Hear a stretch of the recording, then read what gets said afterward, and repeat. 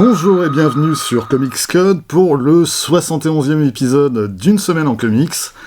Un épisode dans lequel on va passer en revue quelques-unes des nouveautés sorties cette semaine. Alors, c'était pas une grosse semaine quantitativement, on a eu une petite dizaine de nouveaux titres, mais par contre c'était une très bonne semaine qualitativement, avec quand même une bonne moitié des sorties en question que je conseille assez fortement. Alors, on va commencer par les nouveautés que j'ai pas achetées cette semaine. Alors, pas parce que c'est pas bien, mais parce que je les avais déjà. Et on va commencer donc très vite avec Ribbon Queen de Garth Ennis et Jason Burrows. Bon, alors, sur ce titre, j'ai fait une vidéo dédiée qui est en ligne depuis vendredi. Donc, je vais passer très vite. C'est vraiment une de mes meilleures lectures de l'année, avec quand même deux avertissements. D'une part, c'est très gore. Donc, âme sensible, s'abstenir. Et puis, je le répète, pour ce qui est de la VF chez Panini, alors, non seulement 28€, ça pique un peu les fesses, mais surtout, Laurence Ballingard à la traduction, vous me pardonnerez si je lui fais aucune confiance sur ses capacités à rendre la justesse des dialogues de Garth Ennis. Bref, allez faire un tour sur la chaîne pour jeter un œil sur cette vidéo, si c'est déjà fait, et vous saurez tout le bien que j'en pense. L'autre sortie potentiellement intéressante chez Panini, mais que j'ai pas acheté non plus, c'est le deuxième tome de l'intégrale de la Ligue des Gentlemen Extraordinaires. Je l'ai pas acheté parce que j'ai déjà toute la série dans un autre format. Que là, on parle quand même d'un volume de 650 pages à 90€. Et puis, alors je sais pas exactement ce qui est au sommaire de ce deuxième volume. Je sais pas comment ils ont fait leur découpage entre les deux tomes. Mais c'est vrai que sur les derniers titres de la Ligue, j'ai quand même un peu de mal. Ça fait pas partie des trucs les plus reader-friendly écrits par Alan Moore. Mais bon, si vous avez craqué pour le premier tome, j'imagine que vous allez faire de même avec celui-ci. Autre sortie de la semaine que j'ai pas acheté, c'est les nouveautés Urban. Deux titres qui sont tous les deux consacrés à Batman. Le tome 5 de Dark City et l'intégrale de Batman Terre 1. Bon, alors en ce qui concerne Dark City, j'ai lâché au tome 3. Autant j'avais trouvé le premier vraiment très chouette, autant les deux suivants, bof quand même. Et puis le 4, ça m'est tombé des mains, et vraiment, je sais pas ce qu'ambitionne de faire Chip Zdarsky ici. J'ai l'impression que ça va nulle part, qu'il a eu les yeux plus gros que le ventre, et que, il a pas le niveau, quoi. Zdarsky, il est capable de signer vraiment de chouettes trucs. Le premier tome de Public Domain, par exemple, je continue de trouver que c'est un petit bijou. Mais à côté de ça, il m'a quand même plus souvent déçu qu'il ne m'a satisfait. Et donc, l'autre sortie urbaine de la semaine, c'est l'intégrale Batman Terre 1 de Geoff Johns et Gary Frank, qui est une série que j'aime bien. Alors, pour rappel, si vous connaissez pas, parce que mine de rien, ça commence à dater, cette petite chose, le concept de Terre 1, c'était un peu l'équivalent de l'univers Ultimate chez Marvel. C'était de re-raconter les origines des principaux personnages de l'univers DC, mais sans s'encombrer de 80 ans de continuité. On repartait de zéro, et dans un cadre plus contemporain. Et c'est comme ça qu'on a eu droit à une réinvention de Wonder Woman par Grant Morrison et Yannick Paquette, de Superman par J. Michael Straczynski et Shane Davis, ou donc ce Batman par Geoff Johns et Gary Frank. Et c'est à peu près la seule fois où Geoff Johns a travaillé sur le personnage de Batman sur la durée. Il a eu des runs importants sur Flash, sur Green Lantern, sur Superman, sur la Justice League, mais pas sur Batman, hormis dans ses pages. Et je trouve vraiment qu'il a fait un chouette boulot. Alors, dans un style beaucoup plus réaliste que les séries régulières, et avec notamment un Batman en début de carrière, et qui va faire à peu près toutes les erreurs possibles et imaginables, avant de commencer à maîtriser le truc. Et puis aussi avec un Alfred très différent de la vision traditionnelle du personnage, mais ouais, franchement, je trouve vraiment intéressant la manière dont Geoff Johns a abordé le personnage. Et puis bon, Gary Frank au dessin, déjà c'est du bon, c'est du sûr, c'est du solide, et je trouve que ça ajoute au côté réaliste de la série. Gary Frank, c'est un artiste qui sait évidemment dessiner des super-héros, mais qui leur donne un certain côté réaliste, ancré comme ça dans la réalité, les pieds dans le réel, et même son Hulk, par exemple, aussi massif soit-il, t'as l'impression que tu pourrais le croiser au détour d'une rue. Et bon, clairement, t'as pas envie de rester à proximité, mais voilà, il n'y a pas beaucoup de dessinateurs qui arrivent à transmettre ce sentiment, à la fois de réalisme et de plus grand que nature, et je trouve que Gary Frank y arrive vachement bien. Donc ouais, si vous êtes passé à côté, Batman Terre 1, c'est une lecture que je conseille. Un autre titre que j'ai pas acheté cette semaine, mais là, c'est pas ma faute, c'est The Good Asian de Pornsak Pitchetshot et Alexandre Tefenkgi, chez Comics Initiative, mais alors là, vraiment, j'y suis pour rien. J'ai pas pu aller en librairie en fin de semaine, au moment où le bouquin sortait. Et ça m'embête parce que je l'ai lu en VO, et c'est un titre que je trouve vraiment intéressant. Donc, j'y reviendrai prochainement, et je lui consacrerai certainement une vidéo dédiée. Mais ce sera pas avant une petite quinzaine de jours. Et alors, le dernier titre que j'ai pas acheté cette semaine, c'est Ad Astra in Africa de Barry Windsor Smith chez Delcourt. Alors, celui-ci, c'est un titre qu'on aura quand même attendu 25 ans avant de pouvoir le lire en français. Et c'est un bouquin que j'ai acheté à l'époque, quand il est sorti aux États-Unis chez Fantagraphics. Alors, tout de suite, le sujet qui fâche, oui, le bouquin est plutôt cher. 15,50€ pour un bouquin de 52 pages, là on est dans le domaine du franco-belge, et c'est vraiment pas donné.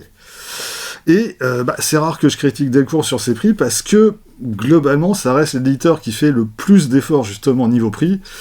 Mais là, ouais, quand même, je trouve que ça pique quand même un peu. Alors après, voilà, c'est un bouquin que j'ai acheté il y a 25 ans ou presque, et qui était vendu 15$ à l'époque, et j'ai pas tiqué, j'étais juste heureux de l'avoir, donc bon voilà, les fans de Barry Windsor Smith comprendront.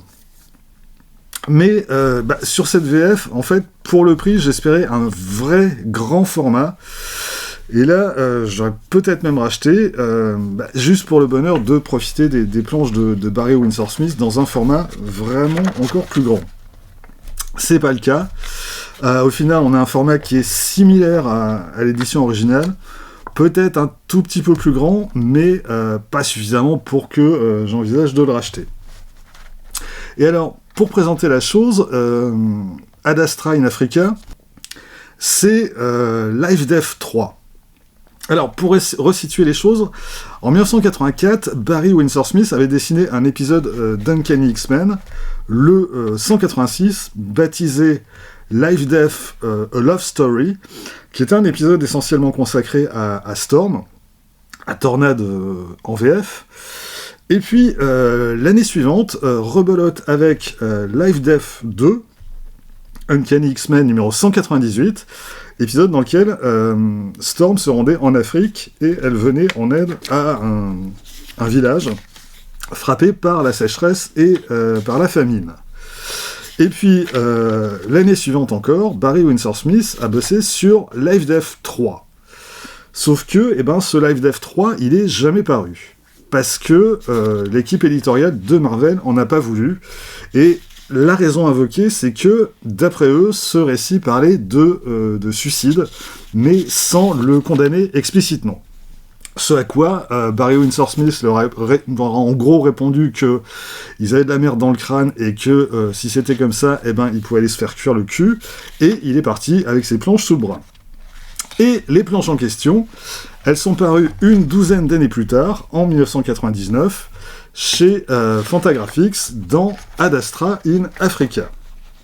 Storm est donc devenu Ad Astra, qui était un des personnages de sa série Young Gods, un titre dont j'ai déjà eu l'occasion de parler au moment de sa sortie chez Comics Initiative l'an dernier. Mais concrètement, c'est vraiment la suite directe de Uncanny X-Men 198, et donc de ce Life Death 2. Storm est devenu Ad Astra, pour des raisons de droit, bien évidemment. Par contre, on retrouve les mêmes noms pour les autres personnages. Et il y a notamment M. Nari, qui est le vieux sage qu'elle a rencontré dans l'histoire précédente. Et puis, il y a Shani, qui est la jeune femme qu'elle a aidé à accoucher. Alors, là, juste, son nom s'écrit cette fois avec 2 N au lieu d'un. Mais bon, clairement, il y a comme ça plusieurs éléments de l'intrigue qui font référence à Life Death 2. Donc, on conseillera de lire cet épisode d'Uncanny X-Men avant. Bon, après, c'est pas indispensable de le lire non plus pour comprendre de quoi parle Ad Astra in Africa. On a un récit qui est quand même très linéaire, avec Ad Astra qui vient en aide une nouvelle fois à ce village, et puis qui se retrouve à s'interroger, et à être interrogé aussi par les villageois sur la meilleure manière de s'y prendre pour les aider. Mais voilà, l'intérêt premier d'Ad Astra in Africa, c'est vraiment les planches de Barry Windsor-Smith, dans un noir et blanc quand même assez magnifique, et c'est quand même avant tout un pur bonheur pour les yeux.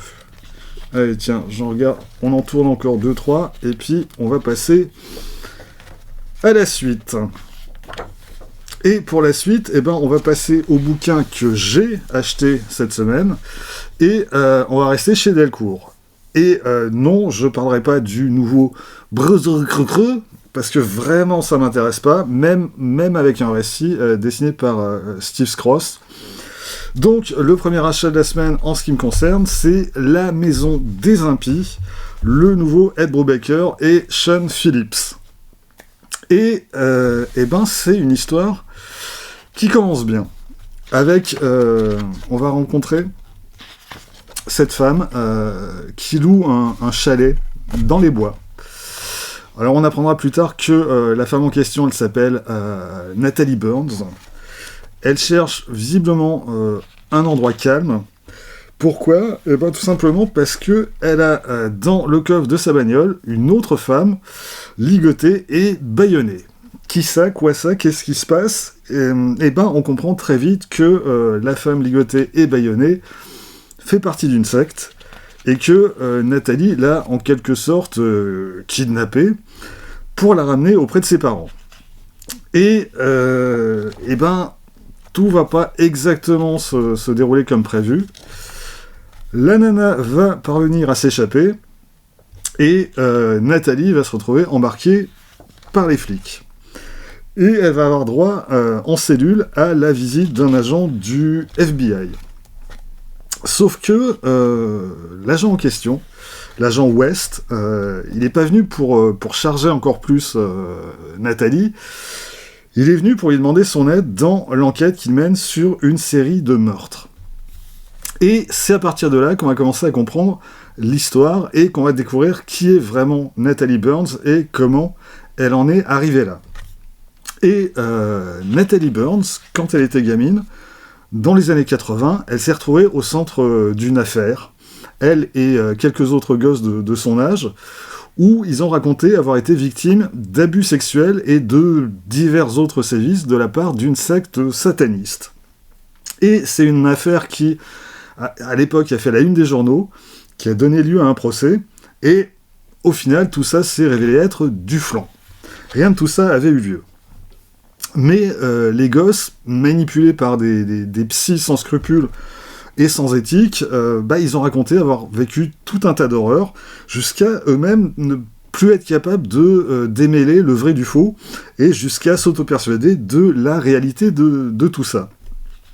Et clairement, Nathalie, ça a bousillé sa vie. Et ici, Ed Brubaker s'inspire d'affaires qui ont réellement eu lieu aux États-Unis dans les années 80, et qui ont fait la une des journaux à l'époque. Et à l'époque, il y avait quantité de gens persuadés qu'on trouvait des temples satanistes creusés sous les écoles maternelles où les mômes étaient torturés, voire sacrifiés, et subissaient les pires horreurs. Et une des affaires les plus célèbres à l'époque, c'est celle de l'école McMartin en Californie, où on a des mômes qui sont venus témoigner à la barre qu'ils avaient été violés par leur instit, qu'on les avait enfermés dans des grottes, qu'ils avaient vu des démons, des sorcières, et ce genre de délire. Et tout ça a été pris très au sérieux à l'époque, jusqu'à ce qu'on finisse par se rendre compte qu'il n'y avait absolument rien de vrai là-dedans. Alors, Ed Brubaker, c'est pas le premier à s'intéresser à ce genre d'histoire. Ça a même inspiré un autre scénariste de comics assez récemment, c'est James Tynion IV, qui revient sur ces histoires dans un des premiers épisodes de The Department of Truth. Et on comprend ce qui a pu inspirer l'un et l'autre dans de telles histoires, c'est ces moments où on sombre dans l'hystérie collective la plus délirante. Et donc, à partir de ce point de départ, Ed Brubaker développe une intrigue dans laquelle Natalie et l'agent West vont enquêter sur une série de meurtres dont les victimes sont toutes des personnes que Nathalie a connues quand elle était enfant et qui étaient, comme elle, impliquées dans une affaire de ce genre. L'histoire va partir de là et elle va pas aboutir à grand-chose. En fait, on a l'impression que Ed Brubaker avait une histoire à raconter qui lui tenait à cœur, ou plutôt, il avait un personnage à raconter, cette femme abîmée psychologiquement par ce qu'elle a vécu enfant, mais il n'avait pas l'intrigue qui va avec. Alors, dans un premier temps, ça fonctionne. L'enquête avec l'agent du FBI, on a quelques rencontres inquiétantes au fil de leur progression. On a la révélation progressive aussi du passé de Nathalie. Tout ça, ça fonctionne bien. Et puis, par contre, dans la dernière partie, au moment d'arriver à la résolution, tout ça se casse quand même pas mal la gueule. On a droit à une série d'explications alambiquées sur tout ce qu'on vient de lire. Et clairement, au final, il n'y a pas grand-chose qui tient la route dans la manière dont Ed Brubaker a construit toute son intrigue. Donc, en ce qui me concerne, quand même, grosse déception que cette Maison des Impies. Alors bon, tout n'est pas acheté. Déjà, il y a le personnage de Nathalie qui est vraiment intéressant. Son histoire, ses fêlures, ses motivations. Et on est constamment au plus près du personnage. Et de ce point de vue, voilà, ça fonctionne vraiment. Et puis bon, comme d'habitude, Sean Phillips est au crayon, donc de ce point de vue aussi, ça assure. Mais on a vraiment l'impression que Brubaker savait pas vraiment à quoi aboutir avec cette histoire, et donc il a essayé de bricoler un truc, et au final, ça marche pas. Donc ouais, un tout petit Brubaker et Phillips, c'est à réserver aux inconditionnels du duo comme moi, et même moi, j'y trouve pas mon compte. La Maison des Impies est traduite par Doug Headline, 144 pages au format 19 par 28 cm, et il est au prix de 18,50€. On continue avec encore une autre sortie Delcourt. C'est dingue, cette semaine, il est quand même sorti autant de bouquins Delcourt que de bouquins Panini. Et donc, on va parler du tome 2 de Walking Dead Clementine, ou Clémentine, c'est comme vous voulez, de Tillie Walden. J'avais parlé du premier tome au moment de sa sortie, l'an dernier. C'est un bouquin que j'ai bien aimé, et ce tome 2, c'est pareil. On continue donc de suivre Clementine et ses amis qui essaient de survivre au milieu de cet apocalypse zombie, et qui, plus que de survivre, en fait, elles essaient de bâtir quelque chose. Elles essaient de trouver un endroit où elles n'auront plus à se soucier de la menace que représentent les zombies. Et dans cette deuxième partie, elles vont assez vite atteindre une île où vit déjà une poignée de personnages, principalement des enfants ou des adolescents comme elles, et une île où il est potentiellement possible de vivre en sécurité. Peut-être. Ou pas. C'est ce qu'on verra par la suite. Et ben j'aime vraiment bien ce que fait Tillie Walden avec cette poignée de personnages. Alors, si j'ai tout compris, à la base c'est une adaptation d'un jeu vidéo, ou en tout cas ça reprend le personnage principal, mais bon, dans les faits ça n'a aucune incidence sur la lecture. Clementine, c'est avant tout une histoire de gamine, obligées de grandir dans un monde hostile, où elles sont menacées en permanence, où elles ont toutes souffert dans leur chair à des degrés divers. Clementine, elle y a laissé une jambe, d'autres personnages y ont perdu d'autres choses. Et donc, comme je le disais, il s'agit pas juste pour elle de survivre au jour le jour, il s'agit vraiment de construire quelque chose de solide, et puis de se construire elle-même, d'apprendre à vivre, d'apprendre à aimer, à s'ouvrir aux autres. Et de ce point de vue, je trouve que Tillie Walden, elle raconte merveilleusement bien ses personnages. Alors, à côté de ça, on a quand même ce qu'il faut d'action, de menaces qui viennent régulièrement interrompre le cours du récit, et de ce point de vue-là, ça fonctionne aussi très bien. Mais ça fonctionne quand même avant tout sur les personnages et sur les émotions qu'ils provoquent. Alors ça reste très différent de la série principale de Robert Kirkman et Charlie Adlard. Ne serait-ce que graphiquement, déjà, on est quand même dans un registre très différent. Et alors j'ai pas l'impression que cette série enthousiasme les foules, et c'est dommage parce que c'est vraiment une très chouette lecture qui navigue entre la brutalité de cet univers et puis la fragilité de ces personnages. Et donc c'est un bouquin que je conseille. Alors, si j'ai bien compris, on devra avoir prochainement un 3e et dernier tome pour boucler cette histoire, mais visiblement ça va pas être pour tout de suite. En attendant, ce tome 2, il fait donc 280 pages, format souple 17 par 26 cm, avec rabat. La traduction, elle est de Anne Capuron, et il est vendu 20,50€. Dernière sortie de la semaine en ce qui me concerne, c'est Judas de Jeff Loveness et Jacob Rebelka chez 404 Graphiques.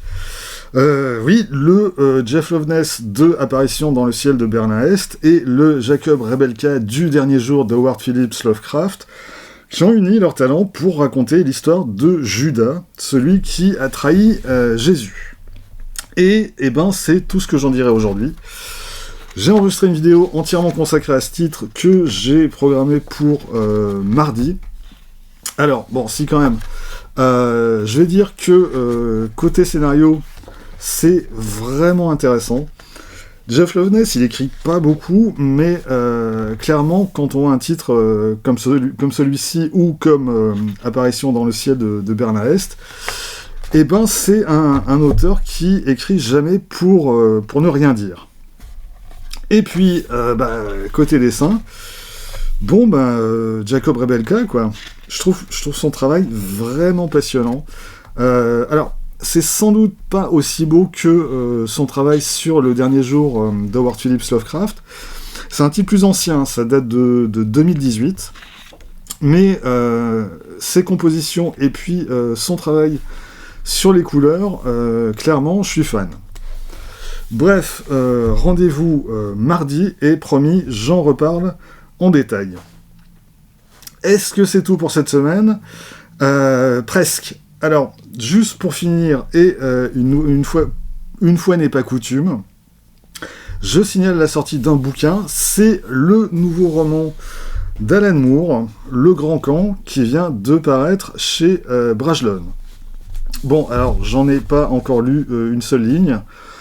Là, il va rejoindre directement ma haute pile à lire, mais en attendant, je signale la sortie. Le bouquin, en plus, est assez joli, et il est vendu 25 balles, et au moins, vous voilà prévenus. Et avant de terminer pour de bon, je vous préviens tout de suite qu'il n'y aura pas de une semaine en comics dimanche prochain. Je suis pas là. À la place, j'essaie de boucler les vidéos consacrées aux sorties de novembre avant de filer prendre quelques jours de congé. Ça va être chaud.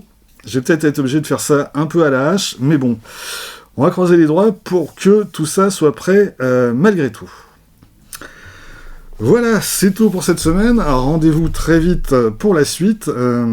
D'ici là, vous pouvez vous abonner à cette chaîne, laisser un commentaire, partager cette vidéo sur les réseaux sociaux. Vous pouvez aussi retrouver les lectures de Quack Kent et de Bad Quack sur Instagram, avoir ainsi un aperçu du thème des prochaines vidéos. Et vous pouvez aussi visiter la mare aux comics de Quack Kent. Et vous pouvez surtout lire des comics.